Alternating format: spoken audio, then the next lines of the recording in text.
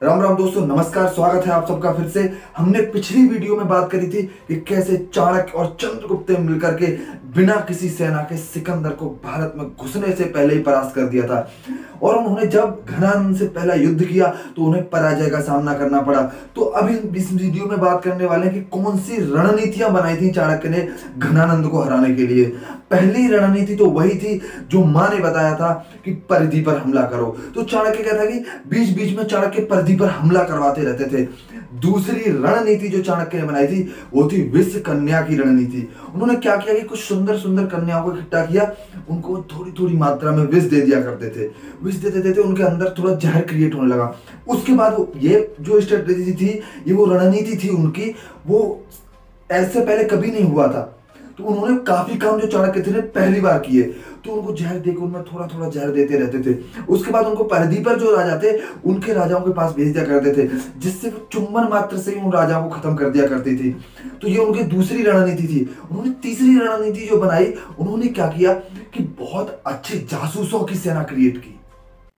जासूसों की पूरी एक आर्मी क्रिएट की। उसके बाद उन्हें सारी खबरें मिलने लगी अंदर के राज्य की। वो एक बात कहा करते थे कि दुश्मन के बारे में कभी आप गुस्से से मत सोचो। अगर दुश्मन के बारे में आप गुस्से से सोचोगे तो आपके अंदर की जो एबिलिटी है ना सोचने की, एनालिसिस करने की, वो खत्म हो जाती है। तो इसलिए क्या थे, बड़े ठंडे दिमाग से दुश्मन के बारे में सोचते थे। और वो क्या करते थे कि कभी कभी जासूसों की भी जासूसी करा देते थे। तो ये बहुत दिमाग से खेला उन्होंने इस बार निर्णय कर लिया था कि इस बार वो जल्दबाजी नहीं करेंगे, पूरी रणनीति के साथ उस पर आक्रमण करेंगे घनानंद के ऊपर। उन्होंने चौथी जो रणनीति अपनाई, उनकी चौथी रणनीति थी एक हाई परफॉर्मेंस टीम को बिल्ड करना। कैसे बनानी है एक हाई परफॉर्मेंस टीम जो अच्छा परिणाम दे। तो उन्होंने क्या किया कि अब ऐसे तो लोगों को आप जबरदस्ती इकट्ठा करो, सेना में लो, तो वो बात नहीं रहती। उन्होंने क्या, एक मुनि का वेश धारण किया। वो जानते थे कि लोगों के बीच में जाएंगे, लोगों को आध्यात्म के बारे में बात करेंगे, अच्छी तरह। जो प्यार से काम हो सकता है वो गुस्सा से नहीं हो सकता। तो उन्होंने मुनि का वेश धारण किया, लोगों के बीच में जाते थे, बैठते थे, अपने प्रवचन देते थे और लोगों को बड़े प्यार से समझाते थे कि आप चंद्रगुप्त मौर्य की सेना को ज्वाइन कर लो, चंद्रगुप्त की सेना में आ जाओ। तो ऐसे कर करके उन्होंने 8 लाख लोगों की सेना इकट्ठी कर ली, जो कि घनानंद की सेना से भी 4 गुनी बड़ी सेना थी। उसके बाद उन्होंने 5वीं जो रणनीति थी वो उन्होंने अपनाई। क्योंकि हमारे देश में हमें क्या करते हैं ना, आरक्षण आरक्षण। चाणक्य क्या कहते थे कि योग्यता के आधार पे पद दूंगा। ये उनकी 5वीं रणनीति थी, जो योग्य होगा उसी को पद मिलेगा, वही सेनापति बनेगा। और जो चाणक्य की 6ठी रणनीति थी, वो क्या करते थे कि छापामार युद्ध कराते रहते थे परिधि पर। वो उन्होंने जो पहली रणनीति वो नहीं छोड़ी।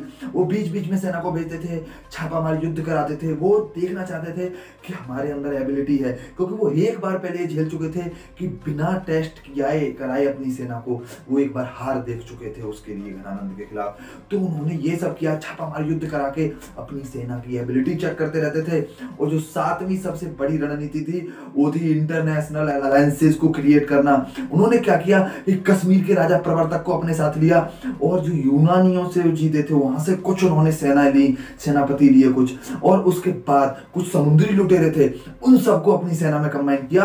और उसके बाद घनानंद पे आक्रमण किया और घनानंद को नेस्त नाबूद खत्म कर दिया, बिल्कुल घनानंद को वहां से। और घनानंद के जगह पे चंद्रगुप्त मौर्य को शासक बनाया वहां का। तो ये थी कि कैसे चाणक्य ने कुछ रणनीतियां बनाई। क्योंकि डायरेक्ट आप आंख बंद करके कुछ करोगे ना जिंदगी में तो हमेशा फेल हो जाओगे। कुछ रणनीतियां होनी चाहिए हर काम के प्रति आपको कदम बाय कदम क्या करना है, कैसे करना है। तो चाणक्य ने जो ये किया, घनानंद को हरा के चंद्रगुप्त मौर्य को वहां का राजा बनाया। उसके बाद भारत में उन्होंने उसके बाद कंटिन्यू युद्ध जारी रखे, कई राजा आके मिल गए। ऐसे करके उन्होंने अफगानिस्तान तक भारत का शासन पूरा तैयार कर दिया युद्ध कर करके। तो इसके बाद भी एक और युद्ध हुआ था, उसके बारे में शैल्यूकस की बात आती है ना, तो उसके बारे में हम अगली वीडियो में बात करते हैं। मिलता हूं अगली वीडियो।